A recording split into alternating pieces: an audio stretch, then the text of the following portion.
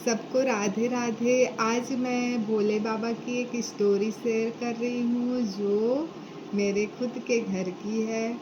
मैंने जब पहली बार 16 सोमवार व्रत किया था तो मेरे यहाँ शिवलिंग नहीं थी, तो मैं मार्केट से लेके आई थी और मुझे ये पता नहीं था कि शिवलिंग मतलब साइज से रखा जाता है घर पे, ज़्यादा बड़ी नहीं होती है। फिर भी मेरी ज़्यादा बड़ी शिवलिंग नहीं थी। ऐसा कहा जाता है कि अंगूठे से बड़ी घर पर नहीं रखना चाहिए, लेकिन मैंने उस अंगूठे से बड़ी ही लेके आई क्योंकि मुझे पता नहीं था, मैंने अनजाने में लेके आ गई थी उन्हें। क्योंकि व्रत कर रही थी मैं तो ज़रूरी था मतलब शिवलिंग। तो काफ़ी टाइम बाद फिर मेरी सासू माँ आई घर पर, तो उन्होंने कहा कि आपके यहाँ शिवलिंग जो है भोले बाबा वो तो काफ़ी बड़े हैं, ऐसे घर में नहीं रखते हैं। तो मैंने मम्मी से कहा कि मम्मी वो तो अनजाने में आ गया है, मुझे तो इसका बिल्कुल पता नहीं था और मैंने किसी से पूछा भी नहीं, मैंने अनजाने में लेके आ गई हूँ। उसके बाद मम्मी का ध्यान बार बार वहीं जाता कि शिवलिंग ना बहुत बड़ी है, एक काम करते हैं हम आपके लिए दूसरी शिवलिंग लेके आ जाते हैं और आप इसको विसर्जन कर देते हैं अपन को। तो मैंने मम्मी से कहा कि नहीं मम्मी, मुझे तो लगाव टाइप का हो गया है और रोज़ पूजा पाठ करती हूँ तो मेरा मन तो नहीं कर रहा है, आप क्यों ऐसी बात कर रहे हो विसर्जन करने की।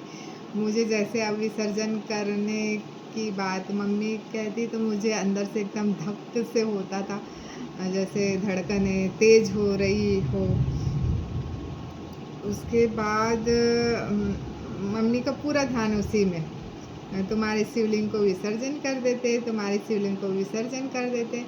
फिर जब मैं नहीं मानी तो उन्होंने कहा कि एक काम करते हैं, आपके शिवलिंग को मंदिर में रख देते हैं तो वहाँ पे पूजा भी होते रहेगी और आपके भगवान जी बैठे रहेंगे वहाँ पर। तो भी मेरा मन नहीं मान रहा था, कैसे रहेंगे मेरे पास इतने दिनों से है, कैसे मतलब कुछ भी चीज़ हो, लगाव तो हो ही जाता है, तो भगवान है तो उनसे तो लगाव हो ही जाता है रोज़ पूजा पाठ करने से। तो मम्मी का पूरा ध्यान उसमें, कभी विसर्जन करने की बोलती तो कभी मंदिर में बैठाने की बोलती, तो कभी विसर्जन करने की तो कभी मंदिर में।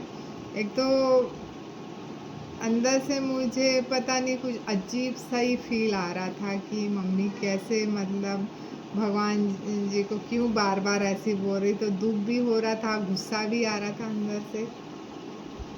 तो फिर उसके बाद मम्मी रुखी छुई थी तो उनको स्वप्न में आए भोले बाबा और बोले कि मुझे यहाँ से बिल्कुल मत हटाओ, मैं यहीं रहना चाहता हूँ, इनके पास ही रहना चाहता हूँ। तो मम्मी सुबह उठ और बोलते आज के बाद नहीं बोलेंगे बाबा, हम हमारे सपने में तो भोले बाबा आए थे, उन्होंने कहा कि हम यहीं रहना चाहते हैं, हमको मत हटाओ बिल्कुल यहाँ से। ये हो गया उस दिन की बात। फिर दूसरे दिन फिर स्वप्न में आए उनके, 2 दिन तक के आए कि मम्मी क्योंकि बार बार बोल रहे थे ना इनको विसर्जन करना है, नहीं तो फिर उनको मंदिर में रख के आ जाओ।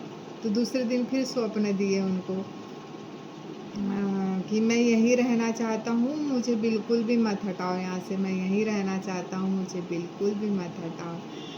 तो मम्मी फिर कान पकड़ कर दी, आज के बाद हम आपको नहीं बोलेंगे बिल्कुल कि हटाओ, आप आए हैं तो रहने दो भी यहाँ।